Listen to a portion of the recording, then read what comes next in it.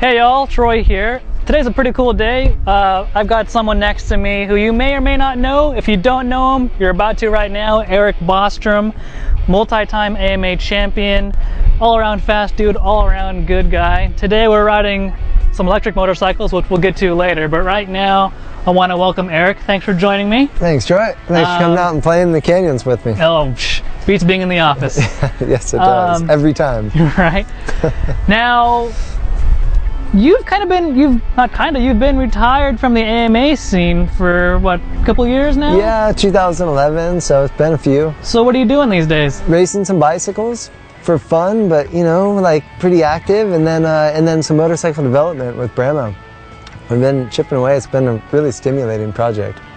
Can you tell us more about that? I mean, what do they have you doing?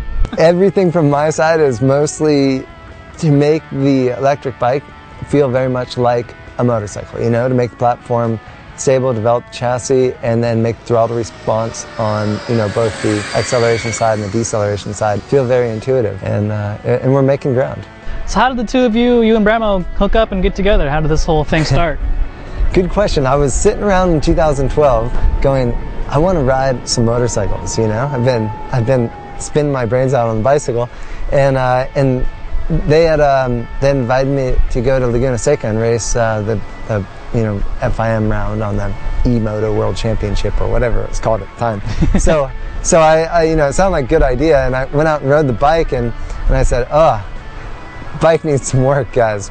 But I was intrigued, and you know, racing the bicycles, you kind of get used to like this kind of quiet yet focused scene, and so it kind of overlapped where I was at in life, you know, and they also gave me the opportunity to kind of like give back, because I think as a racer you end up kind of like take for so long because you just have all these resources going at you, and I was finally at a time in my life where I felt like I could give something back to the riding community and you know, my peers. What do you think of the current AMA scene? I mean, it's always a little bit of a heartbreaker to see something that, you know, you've seen it in many different states, but I think, you know, I probably raced at somewhat the peak of the sport here in the US, so to see it, you know, hit some difficult times, trying times, my heart goes out for the younger riders, because I want them to have the same opportunities that I had.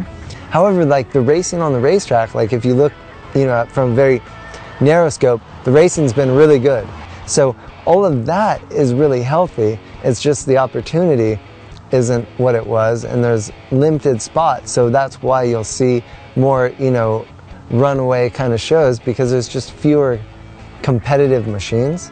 Sport, it needs support, and somehow you got to structure the classes so that you give the manufacturers a carrot to get back in there, because ultimately the sport needs to be a development tool for the manufacturers.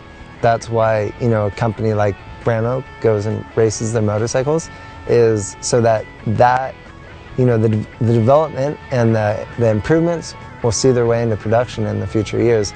And that's where the AMA is maybe missing it right now, in my opinion. They need to work closer to the manufacturers and really have those discussions to say, what do you guys need to come back and play here?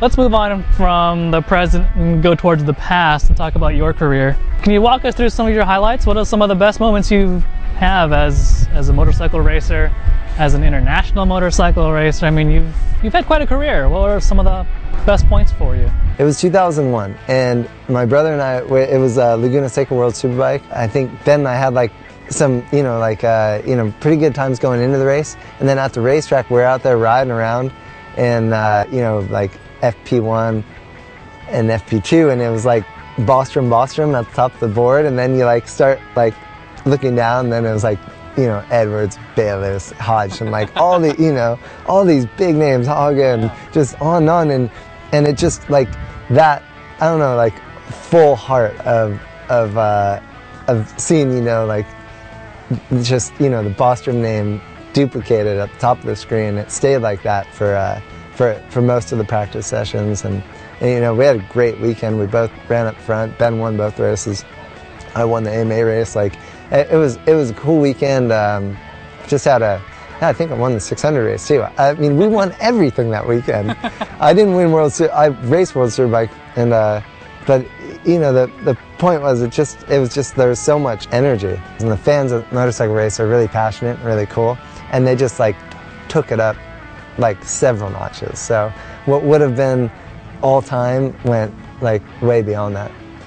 I gotta say, it's because of you that I fell in love with the ZX7 Kawasaki. She's a big, hefty girl, and I've heard this, you know, many times before, which was, you know, people show up to the races and go, I own a ZX7 because of you, you know, like, you know, that stuff, that's a big decision in a motorcyclist's life, which bike they're gonna buy. It's, you know, and to have, you know, that, you know, confirmation that I was a part of that decision felt really good.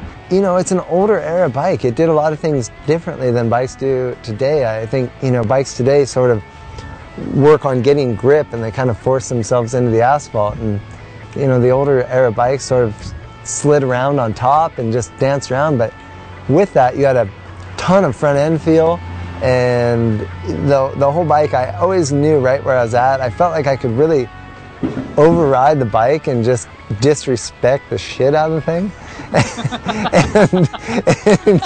and slap the thing and go, no, you're coming with me, you know. And I just, some of the best riding experiences ever, just, you know, squeezing it for all it's worth. And then when we reached later part of your career, you didn't really have a farewell tour or anything like that. I mean, was that kind of planned, or was that just the way it worked out?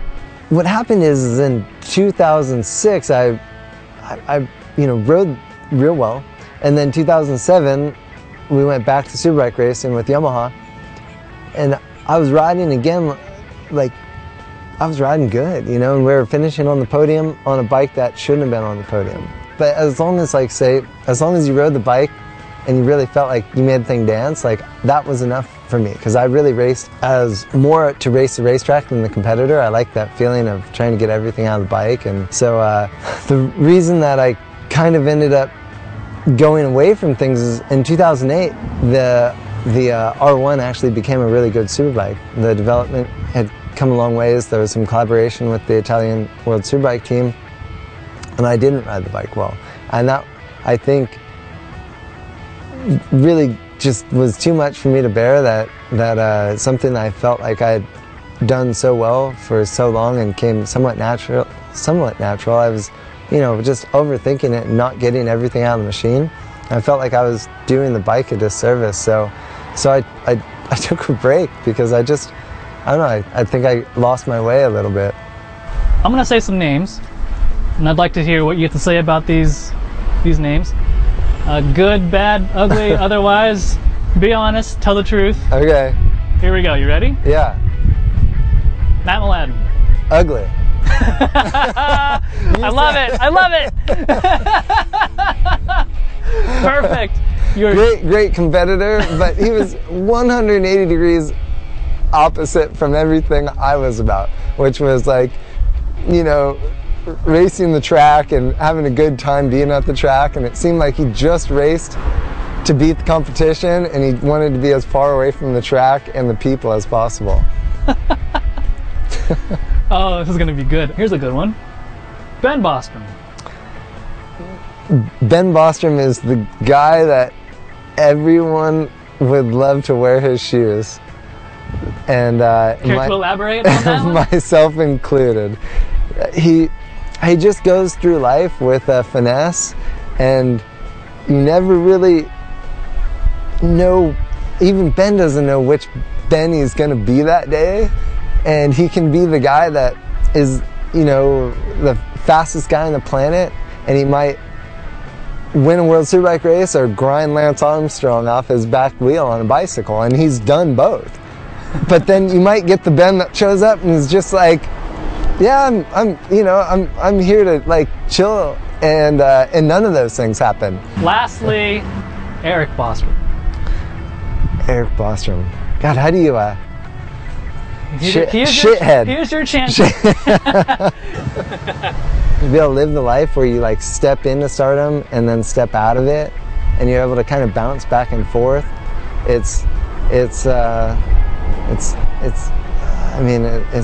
just been the best life, and I'm so glad that you know, this is something that I can do until I die. You know, I love two wheels.